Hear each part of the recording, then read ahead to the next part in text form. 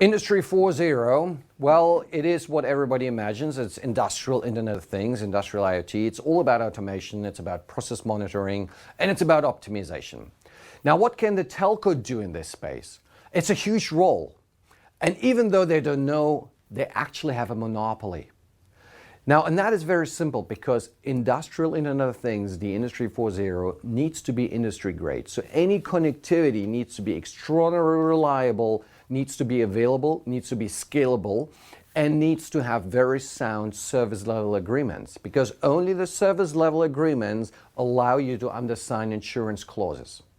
And it turns out that it's only the cellular industry which legally can do that, because you're the only industry which owns the actual spectrum.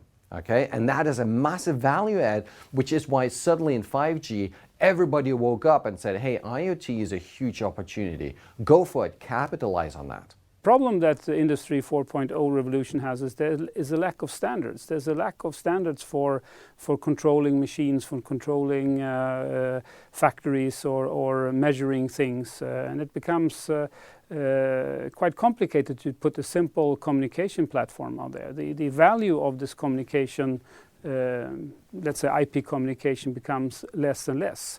Instead, it's not the telcos that make most of the money. It's probably the consulting companies that build these systems. A colleague of mine joked saying that it's not about 50 billion devices out there that's going to be controlled. It's about 50 billion billable hours for consultants to build all these systems.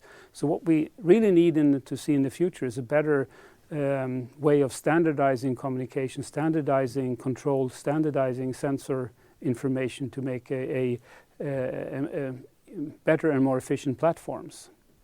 The opportunities and threats for becoming a next generation operator is really around how quickly can you migrate from existing legacy business based on growth to something that is much more partner based. We don't believe that operators in the future will actually own and produce its own services. It will very much be based on that it has partners. It will use the best of breed services and products that are available on the global market and put them together and package them together and deliver it to its customers. And that is a very different job from what operators are doing today. Now, the high volume business opportunities is clearly where you start to instrument stuff which has been instrumented for the last 20, 30, 40 years, simply because law requires it. Think of cars, there's a lot of telemetry there.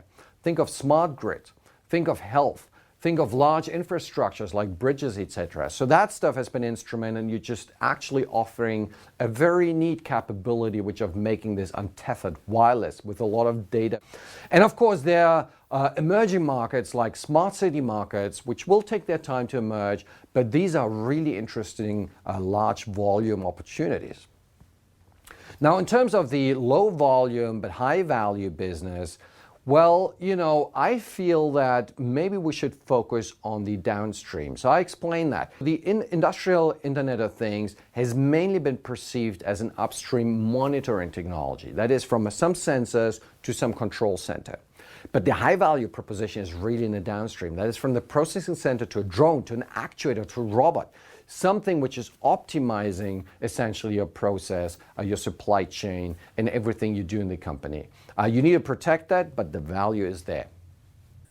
Low value, high volume applications, I think it's very much about short range communications. It's something that will be taken over by the smartphone vendors, by the bracelet vendors. It's about short range communication, and also from your smartphone you communicate over the regular IP connection, and it's then you're sort of in this low cost domain where it's not very much to be there's not so much services that can be offered for the telco.